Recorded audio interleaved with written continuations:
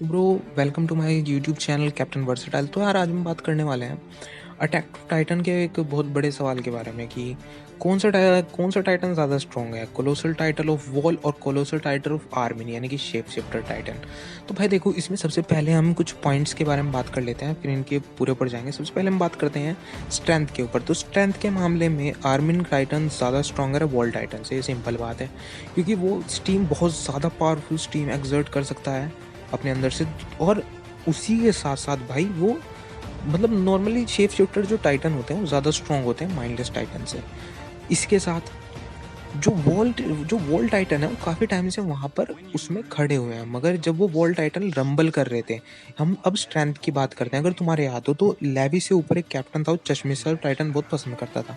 तो उस चश्मिश वाले टाइटन उसने क्या किया, चश्मिश ने अपने आप को सेक्रीफाइस किया था ताकि दूसरे भाग सके, और उसने ही 3-4 वॉल टाइटन को गिरा दिया था बड़े आराम से। इसका मतलब वो वॉल टाइटन ज़्यादा पावरफुल नहीं है, उनमें स्ट्रेंथ नहीं है, वो सिर्फ एक हैवी वजन के तौर पर उसने रख रखे थे कि वो रंबल के काम आएंगे। उनकी जो स्ट्रेंथ है वो है उनकी क्वांटिटी। क्वालिटी के मामले में तो भाई आर्मिन का टाइटन ज़्यादा बेस्ट है। सेकंड पॉइंट पर हम आते हैं, दैट इज़ इंड्योरेंस। भाई इंड्योरेंस के मामले में जो वॉल टाइटन है वो ज़्यादा आगे है, क्योंकि वो देखो वो 1000 साल से वहाँ खड़ा है। वो शेप शिफ्टिंग टाइटन्स की तरह उसे रिचार्ज की प्रॉब्लम नहीं है, उसे अपनी पावर को दोबारा से एकत्रित नहीं करना पड़ता टाइटन बनने के लिए, और वो उस टाइटन फॉर्म में रह सकते हैं।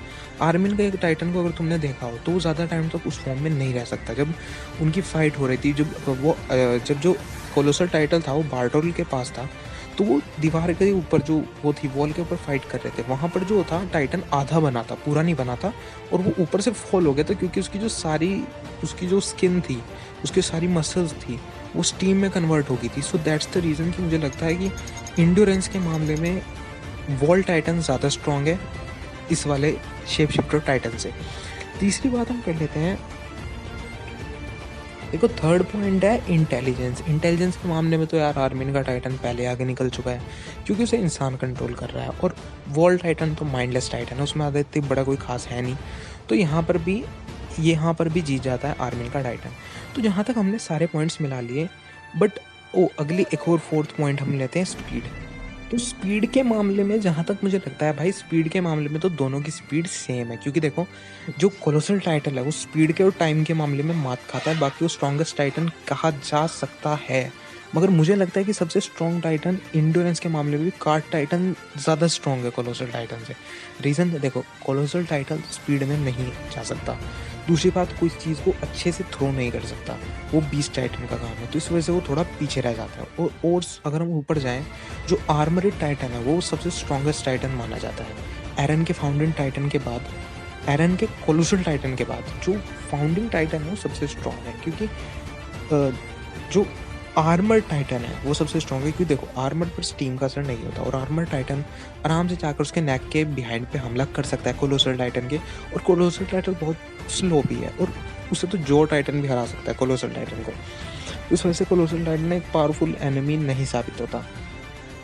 इसके अलावा हम बात करते हैं भाई, मतलब देखो 4 पॉइंट तो हो चुके हैं, और तुम्हारे 4 पॉइंट के हिसाब से बात यहाँ पर बिल्कुल मैंने प्रूव कर दी कि जो कोलोसल टाइटल आर्मिन के पास है वो ज़्यादा स्ट्रॉन्गर है वॉल टाइटन से। सिंपली भाई, सिंपली तुम अगर वॉल के ऊपर वाली फाइट याद करो जहाँ पर लेवी की स्क्वाड का सामना हुआ था बार्टोल्ड के कोलोसल टाइटल से, क्या उसे हरा पाए थे? उसके पास भी नहीं जा पाए थे वो, बट उसके एक ही अकेले मेंबर ने इतने सारे वॉल टाइटन गिरा दिए, तो फिर तो क्या बात है।